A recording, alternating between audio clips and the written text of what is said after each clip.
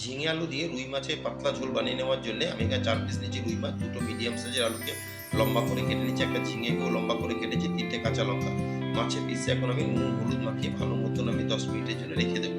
Full video দেখার জন্য description বক্সে দেওয়া লিঙ্কে ক্লিক করলে আপনারা ফুল ভিডিও পেয়ে যাবেন। গ্যাসের ফ্লেম অন করে আমি একটা ফ্রাই প্যান বসিয়ে তেল গরম করে এতে নুন হলুদ মাখিয়ে রাখা মাছের পিসগুলোকে ভেজে নেব। মাছের পিসগুলোকে উল্টে পাল্টে আমি দুদিকে গোল্ডেন কালার করে ভেজে নিলাম। এখন ওই তেলে আমি ফোড়ন দিয়ে দিলাম 1/4 টেবিল চামচ কালো জিরে, 2 কাঁচা লঙ্কা দিয়ে ফোড়নকে ফ্রাই করে এখন আমি দিয়ে দিলাম 2 আলু। নুন হলুদ মাখিয়ে রাখা আলুকে ফ্রাই করে এতে আমি দিয়ে দেবো কেটে রাখা ঝিঙে। আলু আর ঝিঙেকে ভালো মতন মিশিয়ে আমি 10 মিনিট ফ্রাই করে এতে কিছু গুঁড়ো মশলা, জিরের গুঁড়ো, ধনের গুঁড়ো, লঙ্কার গুঁড়ো, নুন, চিনি দিয়ে আমি কষিয়ে নিয়ে এতে পরিমাণ মতন জল দিয়ে 10 মিনিট ফুটিয়ে নিলাম।